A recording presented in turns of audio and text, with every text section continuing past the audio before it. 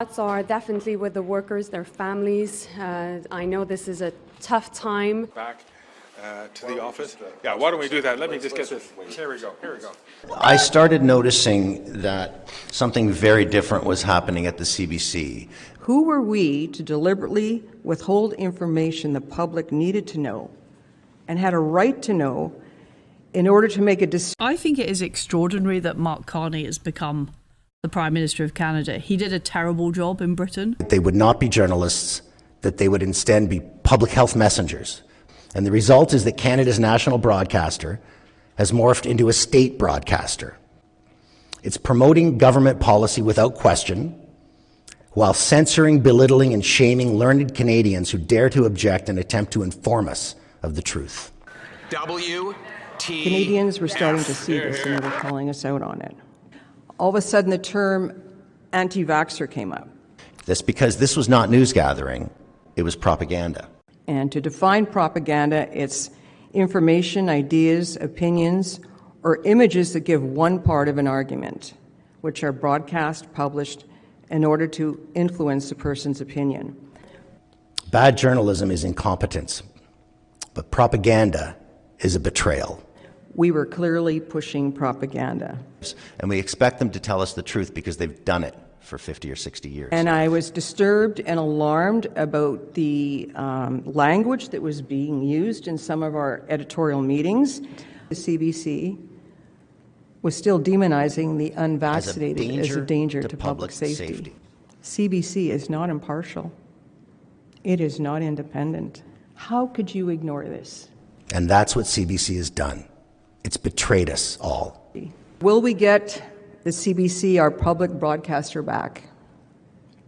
I don't know. But I do know that more journalists need to stand up, speak out, and stand firm as a truth teller. Look inside yourself, Rosemary. I mean, you start from a prior of conflict and ill will. I didn't use up my time. No, you didn't. There's a lot unusual about your speech, Liz, but we're going to take off. 9 years. Okay, I gotta calm down. It's been 9 years. And we wonder, at first I thought, he doesn't show up because he's shy. He doesn't know how to do jokes. He has no music to do. But, maybe he doesn't like to be among...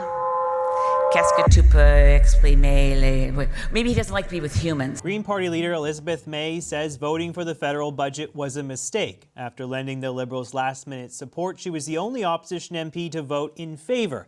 This after first saying there was no way she'd support it. Like this? Yes. This I cannot vote for. But reuse, recycle, rewrite, maybe I can vote for it. Then on the day of the vote, she changed her mind after conversations with the Prime Minister. Against what I had expected to say to you today, I'm going to vote yes. For the country, for the planet, and for my hope in the future. The Liberals can't count on me voting confidence in the government again without delivering on the words I heard. This all changed again when the federal government signed an agreement with Alberta that helps Premier Danielle Smith in her push for a pipeline. Green Party leader Elizabeth May joins me now. Nice to see you. Thanks for coming on. Thank you, JP. So you say you regret your decision to support the government on the recent budget vote. Tell me why. I haven't said I regret it, and I don't regret it.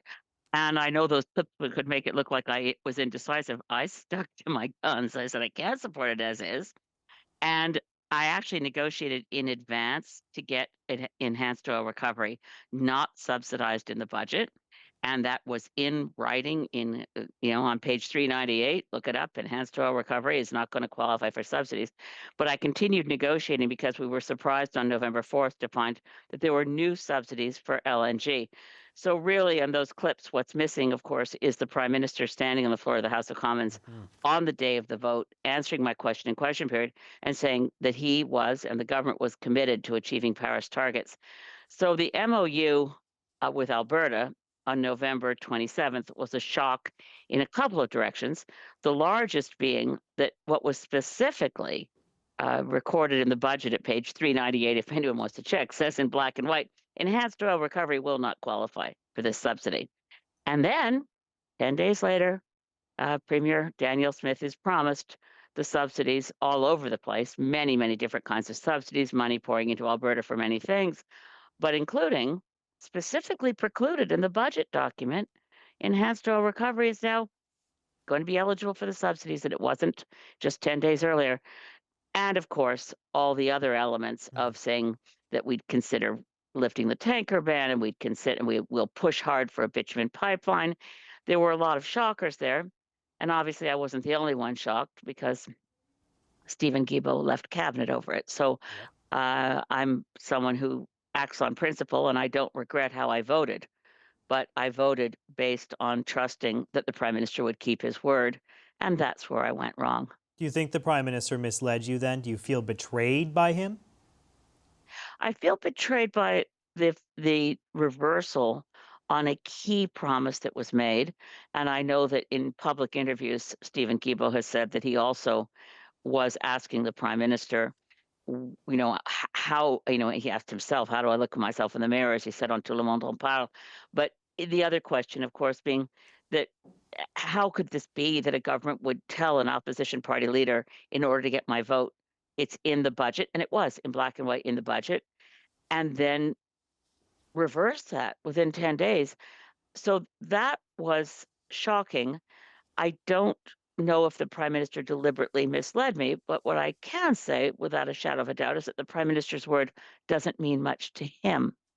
And that is a surprise, because I not to go on too long, JP, but I'd inferred from the Prime Minister's reluctance to say on the record that he supported the Paris Agreement and supported our targets in previous interviews. That meant that if he did say he supported it, he'd be honor bound to deliver on that. That's why I thought he was evasive in the past, saying, I believe in results, not objectives. Yep. So I didn't think that the Prime Minister's word meant so little to him. And it's the kind of shock that means I know I can't again think, oh, well, I can trust this government. I can trust this Prime Minister to keep his word. No, I can't. So I won't be voting confidence in the government again. The Prime Minister, as you know, has kind of pitched this as a way to restore national unity. Alberta has been feeling on the outs for a number of years now. They feel like Justin Trudeau really attacked their main sector, put the jobs on the line with some of these environmental policies that Guilbeault and Trudeau pushed for a long time. Premier Daniel Smith herself said Justin Trudeau started the Western separatist movement, and now Carney may be the guy that can patch things up. Do you not see the value in restoring harmony in the Federation? If that's what was being accomplished, sure. But let's face it, Justin Trudeau built Daniel Smith a pipeline.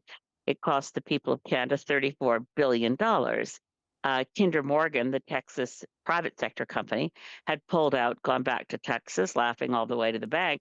It took the federal government to build the Trans Mountain Pipeline over the objection of First Nations, over the objection of the government of British Columbia. But now we're talking about another pipeline. They call it a bitumen pipeline in the MOU. If they want to ship bitumen, they can ship it with existing infrastructure by rail, the Port of Vancouver, and put it in container ships and avoid all this dispute. But let's face it, what this was about was giving Daniel Smith whatever she wanted. And it includes billions of dollars to subsidies to fossil fuel companies, some of the wealthiest companies on earth. It includes billions to build a brand new nuclear industry within Alberta, again, without consultation with First Nations. And it includes the notion that this pipeline, which is not a bitumen pipeline, of course, they can't put bitumen, which is a solid, in a pipeline, but diluted bitumen is very dangerous, more dangerous than shipping bitumen as a solid. And they've said in the MOU, the proponent is the province of Alberta. And the only private sector condition is that there be private sector financing. I'm appalled by the all-in nature of the Prime Minister's commitment to deliver something to Alberta while ignoring the concerns of British Columbia, ignoring the concerns of First Nations.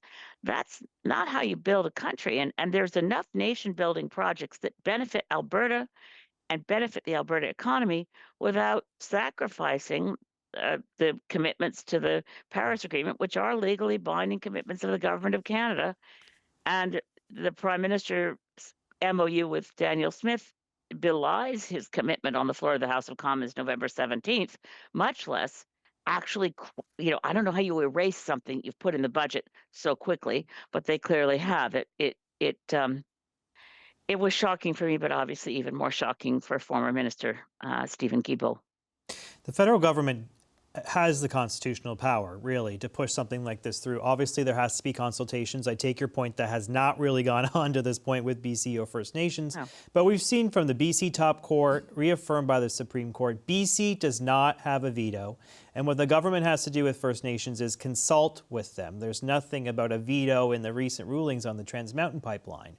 How far are you willing to go to try and stop this pipeline if they do decide to charge ahead despite some of the opposition? I think there's something about integrity and believability. We're on a path to reconciliation. I thought we were in this country. So under Section 35 of the Constitution, yes, there's a requirement for consulting with rights holders. Earlier today, the Assembly of First Nations assembled, all of the First Nations assembled in the gathering in Ottawa, passed a unanimous resolution against the MOU with Alberta because of the threat to existing agreements, treaties, and ongoing work with the coastal British Columbia First Nations. But as I said before, also, Alberta First Nations were not consulted about how they feel about a nuclear industry and nuclear waste in their territories. There's also, of course, the fact that Canada committed ourselves to the United Nations Declaration on the Rights of Indigenous Peoples, which is free, prior, and informed consent, none of which has occurred here. So, I mean, and in that studio, although it was David Cochrane in the chair, pretty famously now, Tim Hodgson, the energy minister, said, well, I'll consult with First Nations on Zoom. This is a rollback to a more colonial, exploitative period that is really shocking to me when I think of all the work that needs to be done to show respect and work towards reconciliation with Indigenous peoples. You just don't wave that away. And I guess this current government thinks you can wave it away and pretend it's not important. I think it's important to many Canadians that we live up to our word as a country and respect treaty rights and the relationship between the Crown and Indigenous peoples across Canada. I will say the Prime Minister did assure the AFN today that there will be consultation on that, but I take your point. It does seem like How do you make it? You make it. All right, JP, you can't make it prior. Yeah, it certainly wasn't prior on project. The Major Projects Office could be working on a time machine, and perhaps that will make it possible to have prior informed consent to something they've already announced. All right, let's leave it there. Thank you so much. Green Party leader Elizabeth May, always nice to see you. Thanks for coming in. Thank you. Oh, yeah. So obviously I want to talk about what's going on at Goldman Steel in Sault Ste. Marie. My thoughts are definitely with the workers, their families. I know this is a tough time, and I know this is a tough time particularly just before Christmas. And so I've been in contact with the company's leadership. I've been in contact with the CEO, the CFO, and also with Marty Warren, who's in charge of the steel workers. We know that the entire steel sector in Canada has been mostly organized over supporting the U.S. automakers. And their business model before the tariffs was actually organized around that market. And because of the unjustified and unjustifiable American tariffs, which are at 50%, our steel sector is not able to send steel on the other side of the board to these U.S. automakers. And so in that sense, we've been working with the company to make sure that they were adapting their business model. And that is why we've provided this fall $400 million to the company, and Ontario also provided $100 million. And the goal was to make sure that the company would get through these months while they were working on pivoting and adapting their entire operations. We've been working with them also on a new beam steel plant and also a new plate steel plant in order to support the housing sector and also the defense sector. And we think that through these investments, there can be more jobs that come back to Algoma, and which will be the case for many steel plants across the country. We also think that our Buy Canada policy is working. Algoma has now received orders from Irving shipyards and also from Seaspan, 2 important shipyards across the country. Now, is it enough? We still need to be at it. And I know that this is not a perfect answer to those who are affected.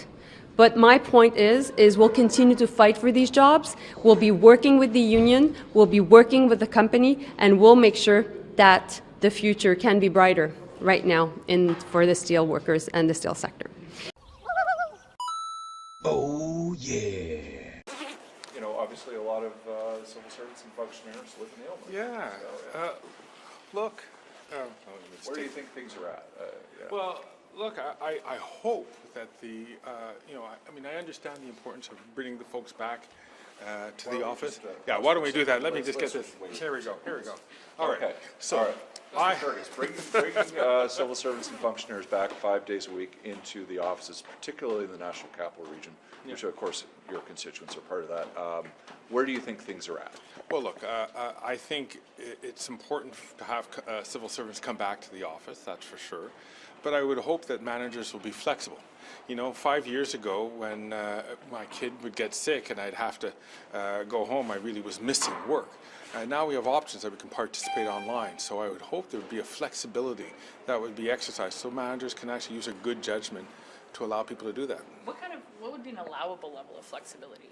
I don't know, but I mean, as long as the work is getting done, and we know that the work can get done because we created those opportunities through remote work, working from home. It's important to have people come in where it's necessary, and where it isn't necessary, I hope they'll exercise even greater flexibility. What do you make of the fact that we're so many years out from the worst of the pandemic? Many other workplaces across different sectors have kind of figured this out, but when it comes to the federal government, there's still this battle going on. To be honest, I have friends who are in the financial industry in Toronto, and they still haven't figured it out. They really haven't. I got to ask you, because I think this is your writing, when we look across the river to Portage 2, Terrasse de Chaudière, those are huge office blocks that are being gutted, being asbestos removed, restored, whatever, but that's a loss of office space. So if you call people back, they got to have a place for people to come and work. Is that not a problem? Oh, of course. I mean, you have to make sure that they do have a place to work. So once all those renovations are done and those buildings are brought up to standard, I hope and I understand that they've been renovating those buildings also to reflect the more modern cooperative workspaces that we've come accustomed to since the pandemic. So does it, from all our discussion here, it sounds like 5 days a week for the public service is coming. Well, I think it is. I mean, that's what I read in newspapers. That's what I hear on radio. So I'm assuming that is being worked on. Is that satisfactory for you? Like, could you support 5 days a week? Well, I can support it. That's the way we used to have it. And of course, it's up to the employer. So we'll see what the Secretary of the Treasury Board does. And just wrap with this question. You were Speaker. You were responsible for thousands of Hill public servants who exist under different work rules, but as the former giant employer of the House of Commons, would that work for the way you ran things? So the way that I ran things was, again, similar to what I'm reading about. People were invited to come back to work, but where their flexibility and where there could be, where the need was required, we allowed people to work remotely. Great. You're very welcome anytime. Good luck, guys.